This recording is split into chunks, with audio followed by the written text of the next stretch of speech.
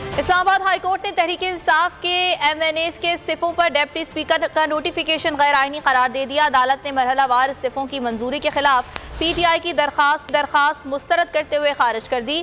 Chief justice Athar Minallah ने remarks दिए कि अदालत पार्लियामेंट के मामलात में मुदाखलत नहीं कर सकती।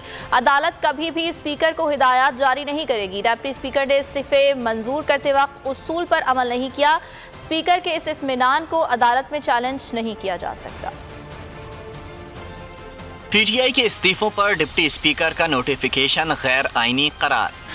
इस्लामाबाद हाई कोर्ट ने तहरीक इंसाफ की दरख्वास्त खारिज कर दी। अरकान असम्बली के इस्तीफे की मंजूरी के तरीक़ेकार पर 2015 में अदालत फैसला कर चुकी। अदालत पार्लियामेंट के मामलात में मुदाखलत नहीं कर सकती। ये अदालत कभी भी स्पीकर को हिदायत जारी नहीं करेगी। Chief justice Islamabad high court ने ये रिमार्क्स तहरीक इंसाफ की मरहलावार इस्तीफों की मंजूरी के खिलाफ दरख्वास्त पर दिए। चीफ जस्टिस अतहर मिनल्लाह ने कहा, डिप्टी स्पीकर ने इस्तीफे मंजूर करते वक्त उसूल पर अमल नहीं किया।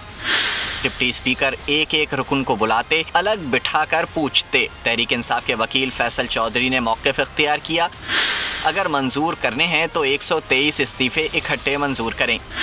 उस पर चीफ जस्टिस अतहर मिनल्लाह ने रिमार्क्स दिए कि स्पीकर ने 11 अरकान के इस्तीफे अपनी तसल्ली करके ही कबूल किए होंगे। स्पीकर के इस इत्मीनान को अदालत में चैलेंज नहीं किया जा सकता। पार्टी से कहें कि एक एक रुकन को स्पीकर के पास भेजें, जिसके बाद तहरीक इंसाफ की दरख्वास्त मुस्तरद करके खारिज कर दी गई। सबसे ज्यादा व्यूज, सबसे ज्यादा रील्स और सबसे ज्यादा रेटिंग के साथ बोल अब भी नंबर 1 पोजीशन पर बरकरार। सब्सक्राइब करें और बेल दबाएं ताकि कोई खबर रह न जाए।